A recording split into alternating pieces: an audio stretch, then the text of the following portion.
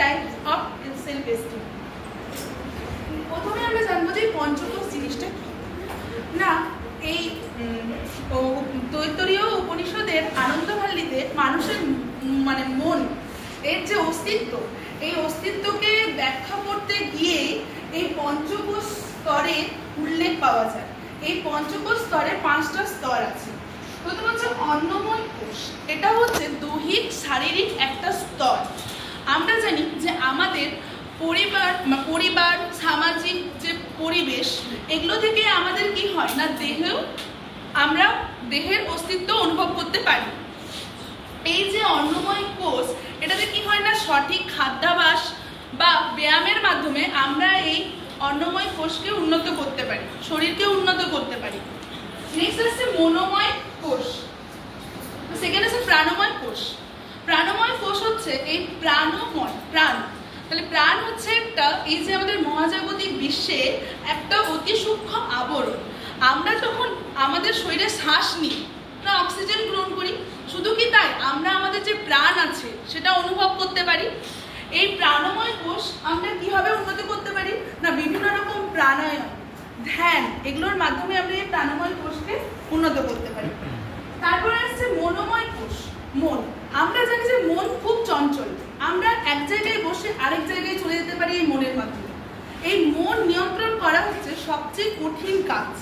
তাহলে কিভাবে নিয়ন্ত্রণ হতে পারে, বিভিন্ন রকম যেসব ধ্যানগুলো থাকে সময় সাপেক্ষ, সেই সব ধ্যানের মাধ্যমে আমরা মনকে এক জায়গায় স্থির করতে পারি। এরপর আসছে বিজ্ঞানময় কোষ, এটা হচ্ছে একটা বৌদ্ধিক শরীর বা বৌদ্ধিক জাতীয় একটা স্তর বলতে পারি। এখানে কি হয়, বিভিন্ন চিন্তা, যুক্তি, এইসব জিনিস উন্নত হয় এবং কি হয় না, ইতিবাচক নেতিবাচক যে দক্ষতা সেটাও গড়ে ওঠে। নেক্সট আসছে আনন্দময় কোষ। আনন্দময় কোষ বা পরম আনন্দ, যেটা এখানে কি হয় না, আত্মার সাথে যে পরমাত্মা বা পরম আনন্দ, ব্রহ্মানন্দ, যেটা সেটা এই স্তরে লাভ করা যায়।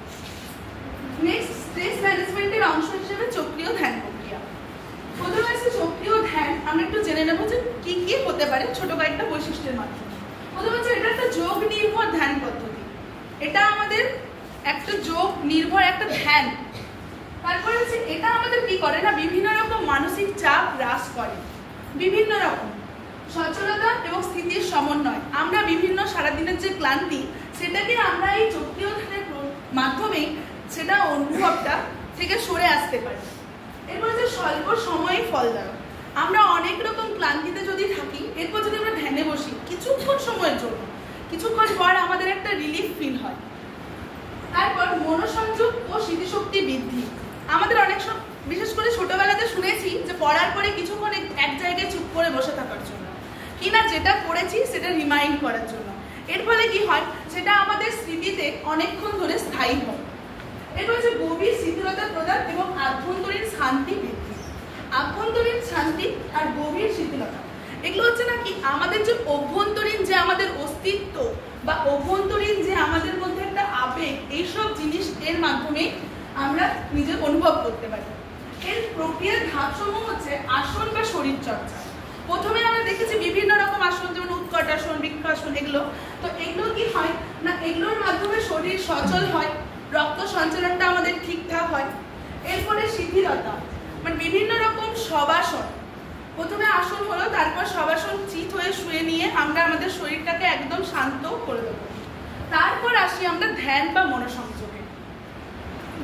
এরপর কি হয় না, এই যে ধ্যান বা মনোসংযোগ কি হয়, আমরা আমাদের শ্বাস প্রশ্বাস নিতে থাকি এবং নিজের যে অভ্যন্তরীণ অস্তিত্ব সেটা উপলব্ধি করতে পারি।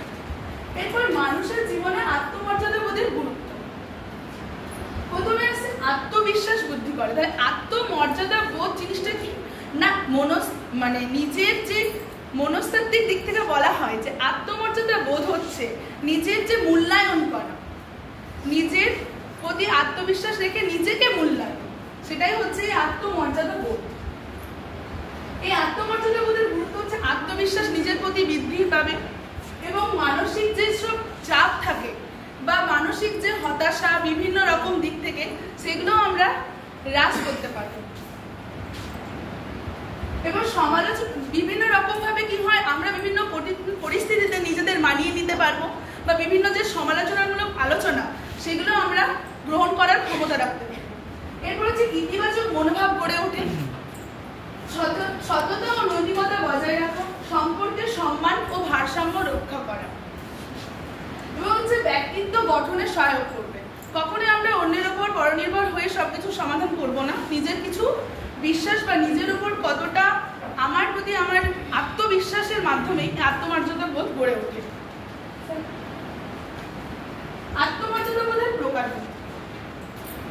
প্রথমে হচ্ছে যে আত্মমর্যাদা বোধকে 4টা ভাগে ভাগ করেছেন। প্রথমত হচ্ছে নিম্ন আত্মমর্যাদা বোধ, তারপর উচ্চ আত্মমর্যাদা বোধ, সমান যোগ্যতা ভিত্তিক আত্মমর্যাদা বোধ আর সামর্থ্য ভিত্তিক আত্মমর্যাদা বোধ। প্রথমে আমরা দেখবো যে নিম্ন আত্মমর্যাদা বোধ কাকে বলছে না। এই নিম্ন আত্মমর্যাদা বোধের ব্যক্তিরা কি করে না, এরা সবসময় অন্যের উপর নির্ভরশীল থাকে। অন্যরা কি বলবে বা কিভাবে তাকে চালিত করবে সেইভাবেই সে চলবে। নিজস্ব কোনো বুদ্ধির উপর সে কোনোদিনই ডিপেন্ড করে না। অন্যরা তাকে কি ভাববে সেই নিয়ে সে বেশি বিচলিত হতে পারে।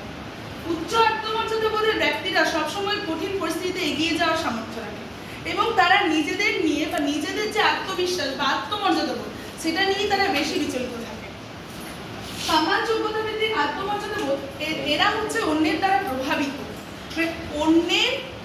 অন্যরা তাকে কিভাবে বিচার করবে, নিজের যে বুদ্ধি আছে সেটাকে তারা না ভেবে অন্যরা তাকে যেভাবে যে অভাবের কথা বলবে তারা নিজে থেকেই সেটা অনুভব করবে যে হ্যাঁ আমার হয়তো সেই অভাবটা আছে, তাই বাকিরা বলছে। এবার সামর্থ্য ভিত্তিক আত্মমর্যাদা বোধ, এরা নিজেদের সামর্থ্যের ওপর সমস্ত রকম ভাবে পিছিয়ে থাকে। তারা অন্যের বিভিন্ন সামর্থ্য বা নিজেদের যে করার ক্ষমতা সেগুলো তারা পিছিয়ে যায়। ধন্যবাদ।